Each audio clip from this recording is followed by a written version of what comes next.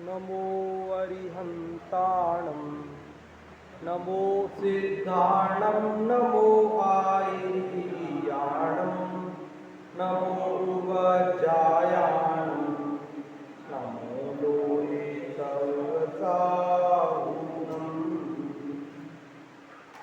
प्रत्येक शनिवार को अपन स्वाधीन मार्ग इसका पाठ करते हैं और इसके एक एक छंद की चर्चा करते हैं।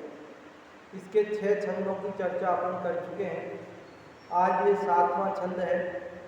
पिछली बार 6ठे छंद में हमने समझा कि बाहर से कुछ भी मदद मिलने वाली नहीं है। हम जिनसे भी उम्मीद करते हैं आखिरकार अंत में वहाँ से निराशा ही आ जाएगी। जिनसे हम उम्मीद करते हैं स्त्री पुत्र आदि से, भौतिक विज्ञान के साधनों से, आखिरकार अंत में जब जरूरत पड़ेगी तब वहाँ से कोई हमारी उम्मीद पूरी नहीं होगी। अंत में वे सब हमसे कन्नी काटने वाले हैं, हमको अंगूठा दिखाने वाले हैं। बाहर से क्या मिलती है? अंत में निराशा ही मिलती है। हमने सुरक्षा के लिए चौकीदार लगाया, सीसीटीवी कैमरे लगाए, बढ़िया क्वालिटी के किवाड़ और ताले लगाए, फिर जब चोरी होती है, जब हो ही जाती है, तो अंत में सबसे निराशा ही मिली ना। चौकीदार से साहब क्या करूं, मैं अकेला था, वो 4 जने थे, मैं क्या करता? मेरे माथे पे पिस्तौल तान दी थी, मैं क्या करता? तो साहब तो फिर सीसीटीवी कैमरे में देखो, वहां कुछ मिल जाएगा। तो बोले वो तो पहले ही वायर काट दिया था उन्होंने, और उसकी हार्ड डिस्क भी लेके गए साथ में। तो फिर हमारे ताले मजबूत थे, उनका क्या हुआ? बोले वो तो कैसे तोड़े पता नहीं। हमने बहुत साधन जुटाए ना, फिर उन साधनों से अपने को जो उम्मीद थी वो उम्मीद पूरी हुई क्या कभी? वो साइरस मिस्त्री ने 70,000 करोड़ का मालिक 2 करोड़ की गाड़ी में और ब्रीच कैंडी हॉस्पिटल की डॉक्टर गाड़ी चला रही थी, ड्राइवर। और क्या हुआ कि साहब अब वो उसका जो ब्लैक बॉक्स है उसमें पता पड़ेगा। पता पड़े क्या नहीं पड़े, वो तो चला गया ना आदमी तो चला गया ना। इसलिए कहा आत्मनिराशा अंत में बाहर से मिलेगी, पछताने पर भी यह घड़ी नहीं हाथ लगेगी।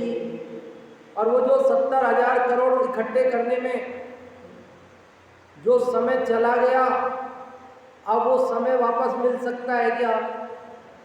वो तो नहीं मिल सकता ना। ये छंद तो पिछली बार वाला है, मैं तो केवल थोड़ा सा याद दिलाया आपको। इसका अगला पढ़ना है आपको। इसलिए भैया जगत में किसी से कोई उम्मीद रखोगे पूरी होने वाली नहीं है।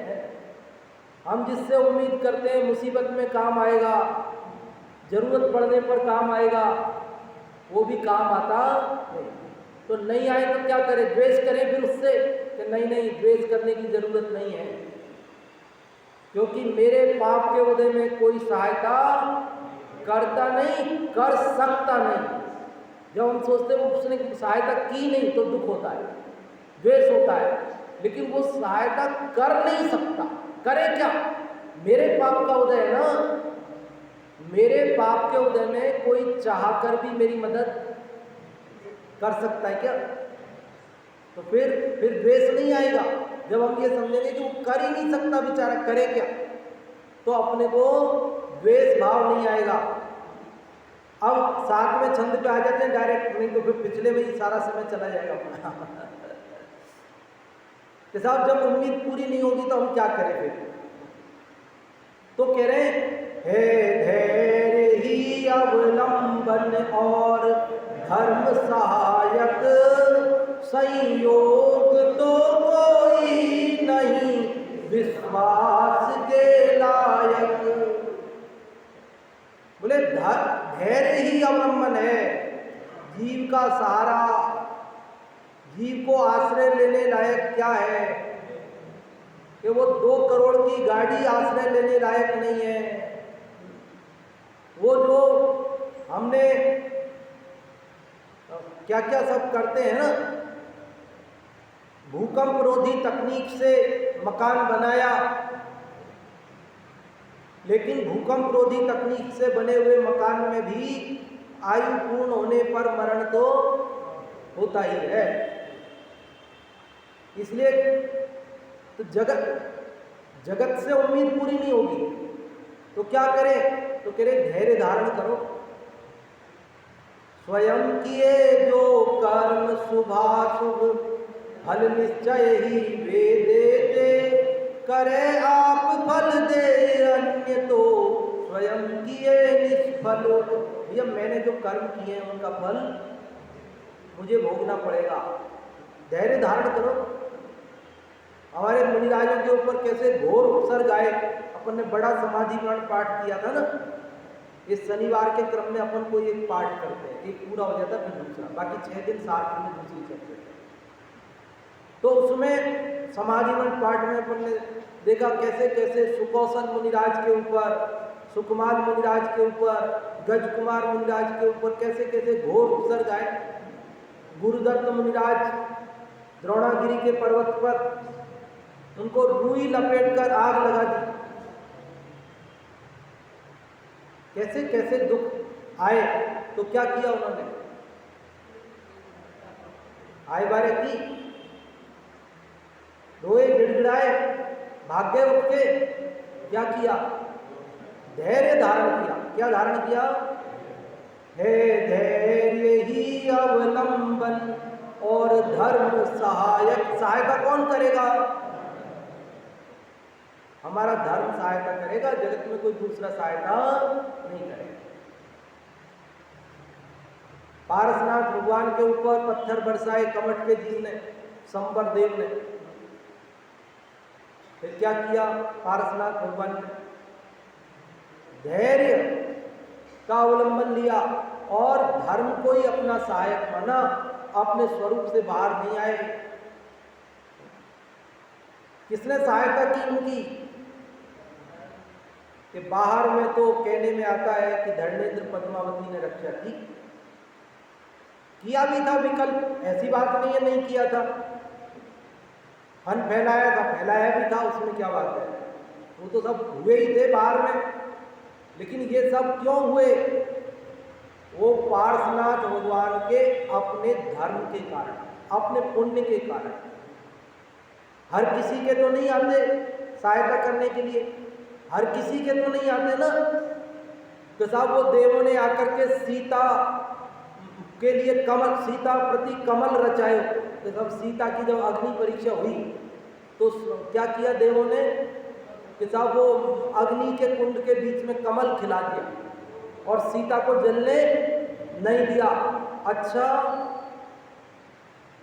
देवों ने किया तो था बाहर में, लेकिन देव ही करते हैं। तो पहले जब रावण हर के ले गया था तब देवता क्या कर रहे थे? तब आके हरण ही नहीं करने देते, तो ये बात ही नहीं आती। जब देवताओं ने यहाँ अग्नि परीक्षा के समय कमल बनाया तो जब रावण आया था तभी आ जाते देवता। सीता का हरण ही नहीं होता तो इतनी बड़ी रामायण बनती नहीं। अग्नि परीक्षा की जरूरत ही नहीं पड़ती। जब सीता को वन में, गर्भवती सीता को वन में छुड़वाया जा रहा था तब देव नहीं आए मदद करने के लिए।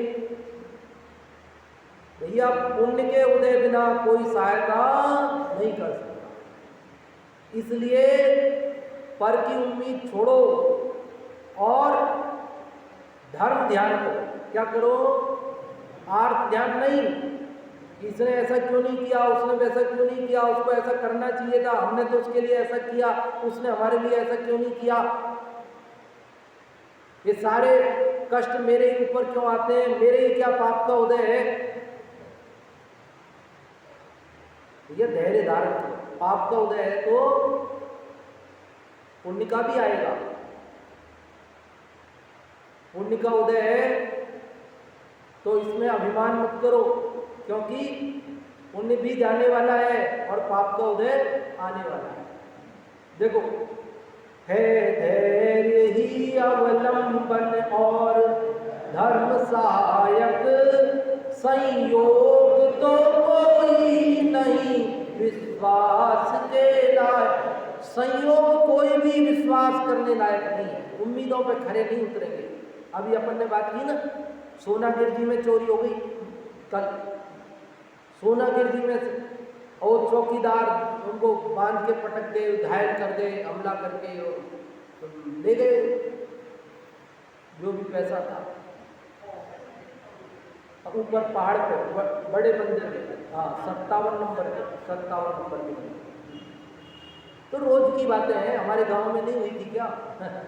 सब जगह ही होती। क्यों सुरक्षा की व्यवस्था नहीं की थी क्या? तो नहीं, व्यवस्था तो की थी। फिर क्या हुआ कि संयोग तो कोई नहीं विश्वास के लायक। कि साहब वो सस्ती कार में जा रहे होंगे ना, साइरस मिस्त्री को सस्ती कार होगी बिना बैलून वाली, उसमें बैलून नहीं होगा तो अब क्या करे, चोट लगे तो फिर मर जाता है आदमी। तो नहीं बैलून थे, आगे भी थे पीछे भी थे।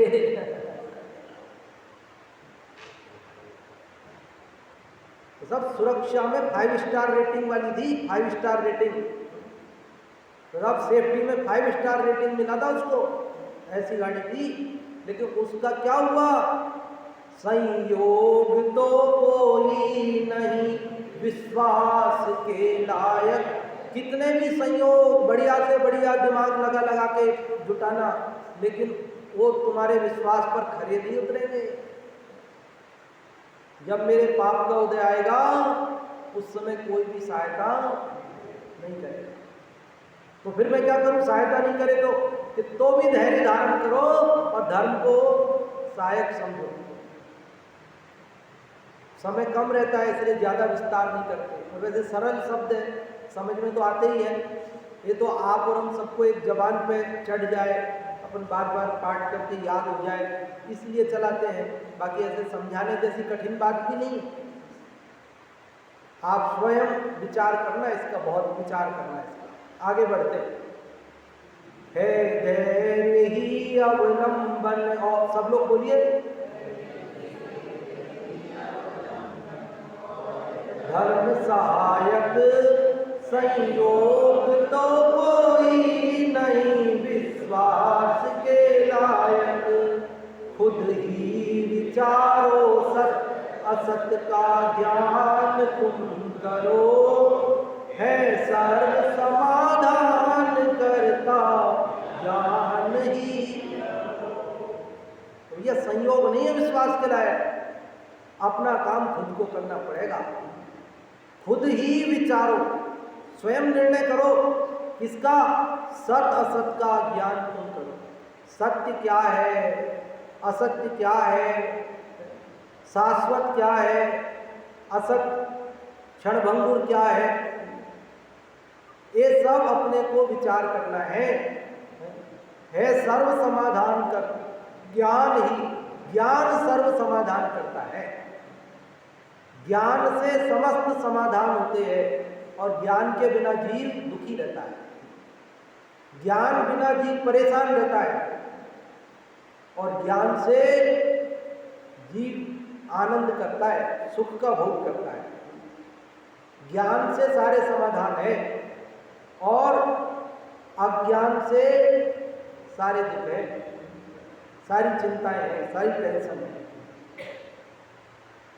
ज्ञान ने समाधान कर दिया ना, ऐसा ही होना था भैया, ऐसा ही होना था।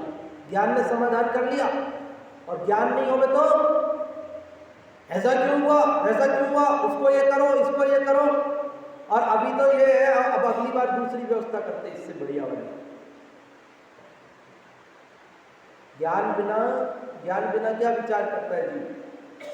तो नहीं वो फिर ऐसे करो, ये रोड को बदलो, ये डिवाइडर बदल दो यहाँ से, ऐसे करो, एक कार में बैलून पीछे वाले को बेल्ट लगाना कंपलसरी कर दो, ये कर दो, वो कर दो, सब कर दो, फिर आयु पूर्ण होने में बचेगा कि जाएगा कोई आदमी, बताओ क्या होगा? आप रोड बना देना, डिवाइडर बदल देना, आप गाड़ी बदल देना, आप सब नियम बना देना, सारे काम कर देना, फिर जब जिसके पाप का उदय आएगा तो उसको कष्ट मिलेगा कि नहीं मिलेगा? फिर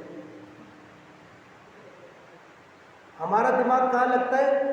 बाहर की चीजों में। नहीं, उसके साथ ऐसा हुआ ना तो अब अपन ऐसा नहीं होने देंगे, उसके साथ वैसा हुआ अब अपन ये व्यवस्था करेंगे, अपन ये व्यवस्था। बाहर तो व्यवस्थाओं में परिवर्तन का परिणाम आता है, लेकिन ये समझ में नहीं आती है, जो जो देखी बीत राग ने सो सो होसी वीरारे, अनहोसी होसी क्यों नहीं काहे होत अधीरा। ये जो होना है वो निश्चित है, हम कितने भी साधन जुटाएं, होनहार के आगे बस किसी का चलता नहीं है सर्व समाधान करता ज्ञान ही। और क्या कह रहे हैं? भव रोग की औषधि अरे विवेक मात्र है। ये भव रोग संसार रूपी रोग, शरीर के रोगों की बात नहीं है, ये आत्मा के रोग की बात है, क्योंकि हम शरीर नहीं है, हम आत्मा है। आत्मा में जन्म मरण का रोग लगा है। आत्मा में क्या रोग लगा है? जन्म मरण का रोग। कभी जन्मता है, कभी मरता है, जन्मता है मरता है, जन्मता है मरता है, 4 गति 84 लाख योनियों में परिभ्रमण करता है। ये रोग है भव रोग, संसार रूपी रोग। इस संसार रूपी रोग की औषधि दवाई क्या है? विवेक। विवेक मतलब क्या? वैसे तो ज्ञान, विवेक ये सब पर्यायवाची होते हैं, लेकिन जब शब्द अलग है तो उनमें थोड़ा थोड़ा अंतर भी होता है। विवेक का मतलब जानना मात्र नहीं है, विवेक मतलब अलग अलग जानना। विवेक मतलब भेद ज्ञान करना। ज्ञान तो जानना, और विवेक भेद पूर्वक जानना कि ये शरीर में नहीं हूं, आत्मा में हूं। इस भेद ज्ञान का नाम ज्ञान नहीं, विवेक। विवेक समझ में आया? विवेक, विवेक किसको बोलते हैं? जो सही और गलत में भेद कर सके उसको विवेक कहते हैं। विवेक किसको कहते हैं? सत्य और असत्य में अंतर पता कर सके, उसका नाम विवेक है। कोई माता पिता अपने बेटे का नाम विवेक रखते हैं ना, भैया सही गलत में निर्णय करना भैया इसके लिए है।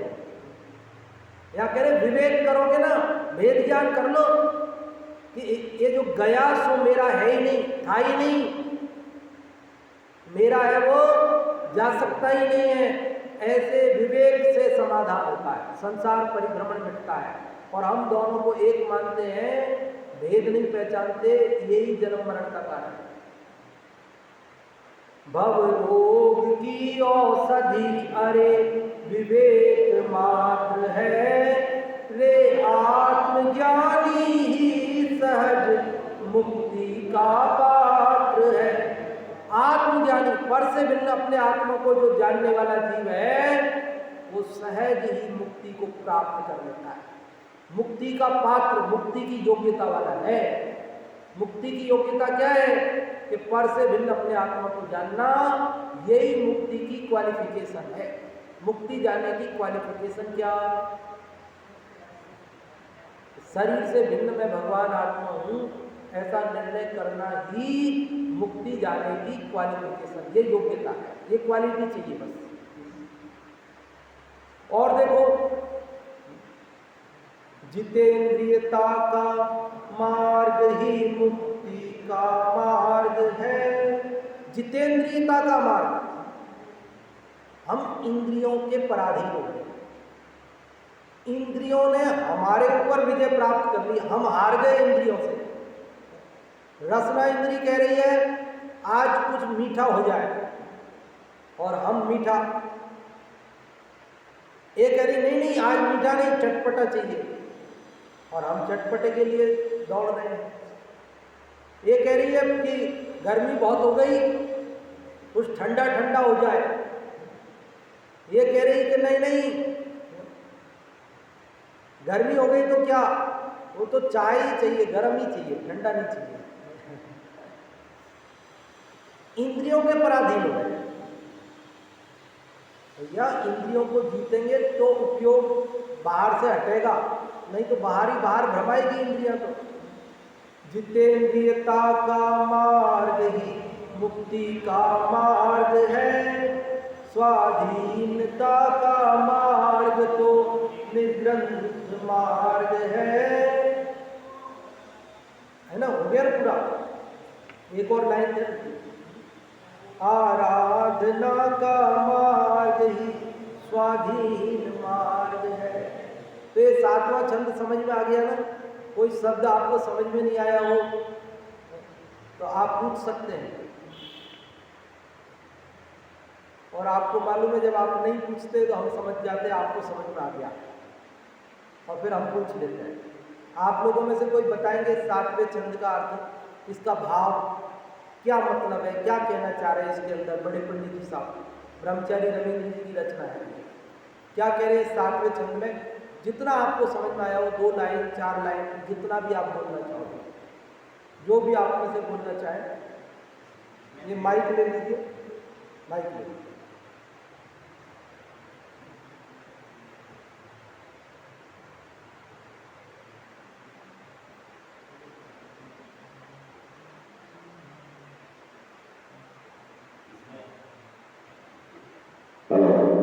इसमें धैर्य का अवलंबन और धर्म को सहायक बताया है, और जो संयोग है, संयोगों का कोई महत्व नहीं, कोई विश्वास नहीं करना चाहिए, और सत्य का ज्ञान और जो सच्चा ज्ञान है वही सहायक है और धर्म ही सहायक है, ऐसा बताया है। ये सब बताया है, और जो आत्म ज्ञान है वही मुक्ति को प्राप्त कर सकता है। हाँ जी, बहुत अच्छा आपने बताया कि धैर्य ही आश्रय लेने लायक है, धर्म ही अपना सहायक है, अन्य कोई संयोग विश्वास करने के लायक नहीं है, वे हमारा साथ देने वाले नहीं हैं। और भेद ज्ञान करके अपने आत्मा को जानना, यही सुखी होने का, मुक्ति का उपाय है। बहुत बढ़िया। हाँ जी, और भी कोई बताना चाहते हैं? जितना भी आप बताएं, ये 1-2 लाइन, कोई दिक्कत नहीं। हाँ जी,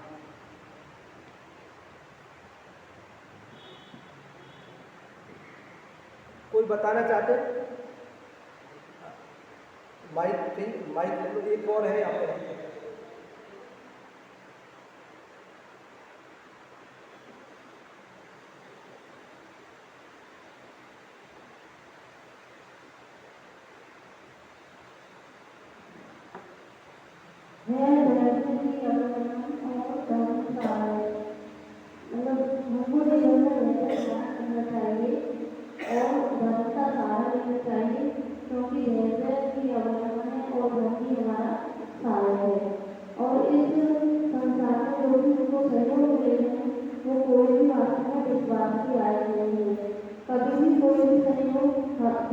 दे सकता है, इसलिए हमें धर्म का सहारा लेना चाहिए और हमको खुद ही विचारों का ज्ञान मत करो।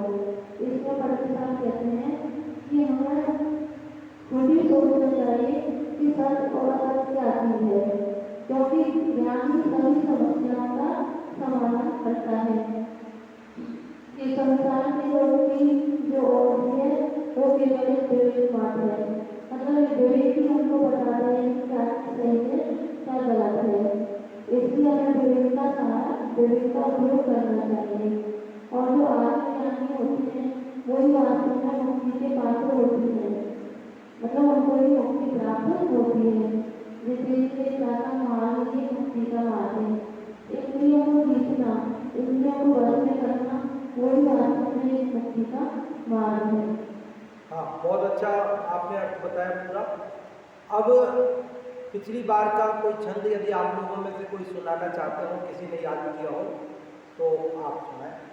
हाँ जी, हाँ,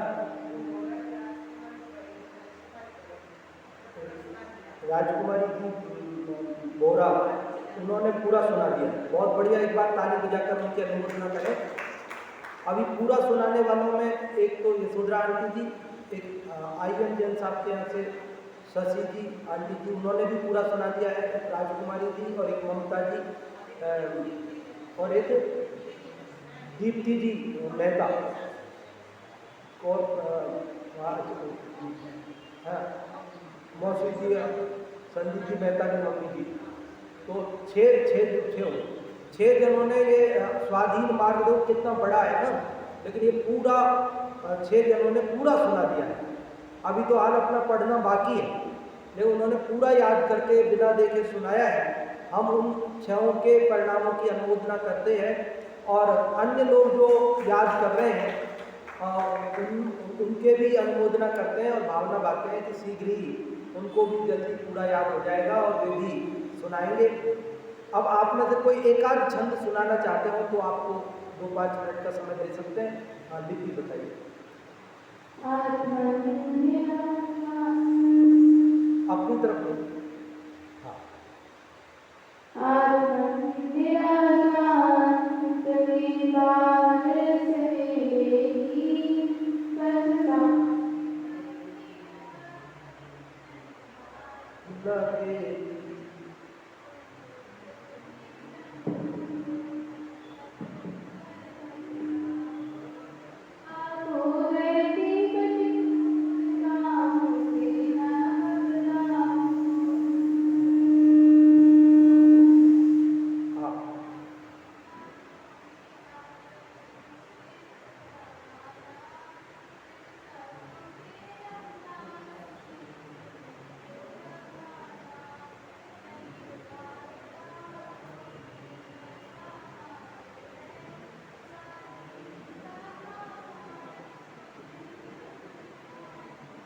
हाँ बहुत अच्छा, पिछली बार का 6वां छंद सुनाया लिपि ने, बहुत बहुत धन्यवाद।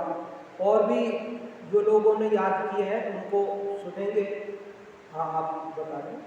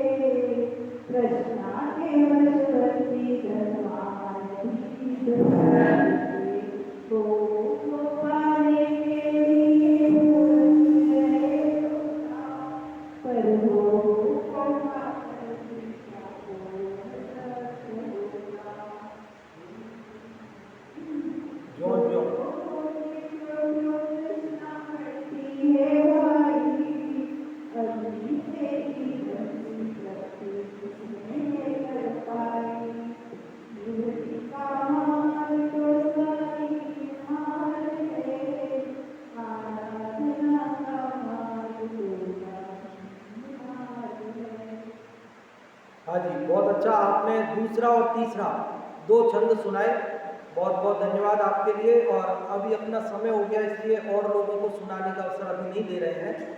अगली बार जो भी आप सुनाना चाहेंगे उनको हम सुनेंगे और बाकी आप सब याद तो करते ही रहे, हम सुन पाए नहीं सुन पाए, लाभ अपने को होगा स्वयं को। और ज़रूर एक बार पाठ इसका आप करते रहें। कल फिर अपन पद्मनंदी पंचविंशति का जो अपना ग्रंथ चल रहा है उस ग्रंथ को अपन प्रारंभ करेंगे। 7:45 से 8:30 का जो अपना टाइम है उसी टाइम के अनुसार अपना चलेगा। कल क्षमावाणी का दिन है, आप चाहेंगे तो क्षमावाणी की चर्चा करेंगे, नहीं तो फिर पद्मनंदी चालू करेंगे। और कल क्षमावाणी की करी तो परसों अपन करेंगे, जैसा भी होगा। है ना, आप सब कुछ